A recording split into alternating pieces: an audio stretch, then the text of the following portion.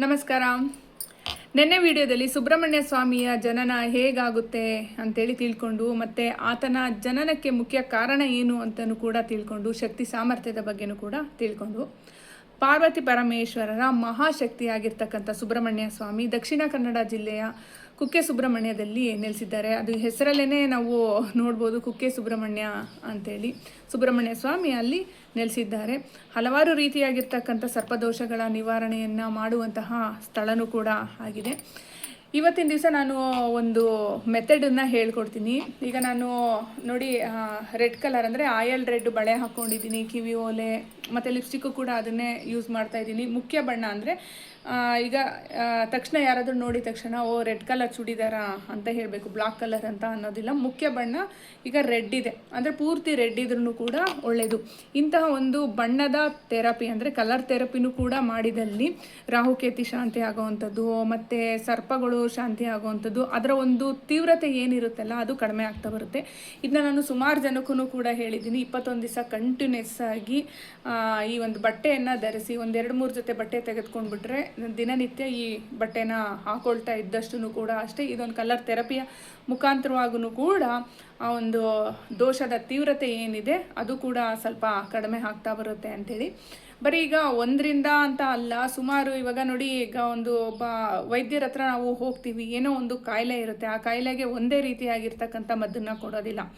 ಈಗ ಕಾಯಿಲೆ ಬಂದಿರತಕ್ಕಂತಹ ಮೂಲನ ನೋಡಿಕೊಂಡು ಮದ್ದನ್ನು ಕೊಡ್ತಾರೆ. ಈಗ ಗ್ಯಾಸ್ಟ್ರಿಕ್ಕಿಂದ ಬಂದಿರ್ಬೋದು, ಇಲ್ಲಾಂದರೆ ಏನೋ ಒಂದು ವೈರಸ್ ಅಟ್ಯಾಕ್ ಆಗಿರ್ಬೋದು, ಈ ಥರ ಅದೇ ಪ್ರಕಾರವಾಗಿ ನೋಡಿ ಹೆಂಗೆ ಮದ್ದು ಕೊಡ್ತಾರಲ್ಲ, ಇದರ ಮೂಲ ಏನು ಅಂತೇಳಿ ತಿಳ್ಕೊಂಡು ಈ ಮೂಲಕ್ಕೆ ಬೇಕಾಗಿರ್ತಕ್ಕಂತಹ ಒಂದು ದೋಷ ನಿವಾರಣೆ ಏನು ಮಾಡಬೇಕಲ್ವ, ಆ ಮೂಲವನ್ನು ಕಂಡಿಡ್ಕೊಂಡಿದ್ದ ಆದಮೇಲೆ ಆ ದೋಷ ನಿವಾರಣೆಗೆ ಬೇಕಾಗಿರ್ತಕ್ಕಂತಹ ಒಂದು ಕ್ರಮಬದ್ಧವಾಗಿ ನಾವು ಏನು ಈಗ ಪೂಜೆ ಪುನಸ್ಕಾರನೋ, ಇಲ್ಲ ನೆನ್ನೆ ಹೇಳಿದ್ನಲ್ಲ ಅರಿಶಿಣ ಸಂಜೀವಿನಿ ಅಂತನೋ, ಇಲ್ಲ ತಾಯ್ತನೋ ಶ್ರೀಚಕ್ರ ಮಾಡಿಸ್ಕೊಳ್ಳೋದು, ಅಥವಾ ಸುರಿಗೆ ನೀರಂತಿರುತ್ತೆ ಅದನ್ನು ಹಾಸ್ಕೊಳ್ಳೋದು, ಈ ಥರದ ಒಂದು ಸಮಸ್ಯೆಗೆ ಅನುಗುಣವಾಗಿ ನಾವು ಮಾಡ್ಕೊಂಡು ಹೋದಲ್ಲಿ ಆ ದೋಷದ ತೀವ್ರತೆ ಕಡಿಮೆ ಆಗುತ್ತೆ.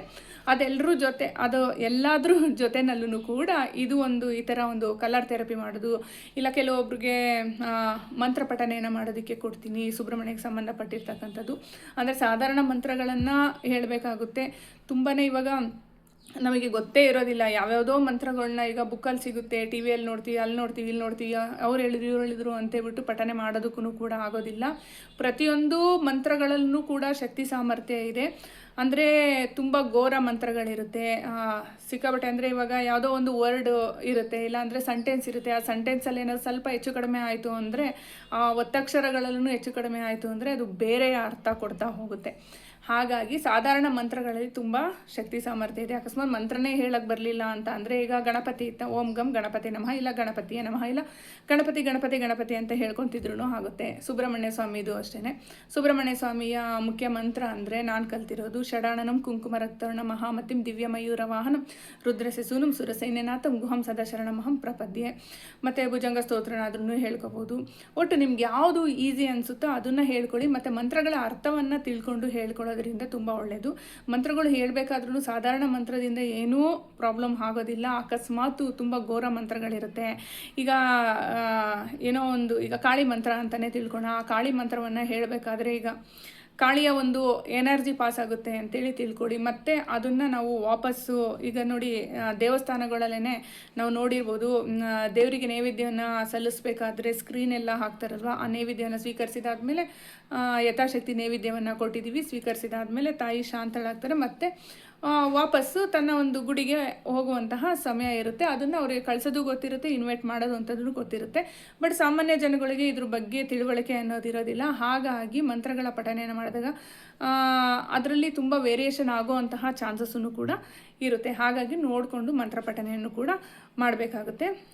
ಈಗ ಸುಬ್ರಹ್ಮಣ್ಯ ಸ್ವಾಮಿಯ ಒಂದು ರಕ್ಷಣೆಯನ್ನು ನಾವು ತೆಗೆದುಕೊಳ್ಬೇಕು, ರಕ್ಷಾ ಕವಚ ನಮಗೆ ಸಿಗಬೇಕು, ನಾಗಗಳೆಲ್ಲ ಶಾಂತಿ ಆಗಬೇಕಂದ್ರೆ ಇವತ್ತು ನಾನು ಹೇಳ್ಕೊಟ್ನಲ್ಲ ಈ ಒಂದು ಮೆಥಡನ್ನು ಕೂಡ ಅಷ್ಟೇ ಉಪಯೋಗ ಆಗುತ್ತೆ.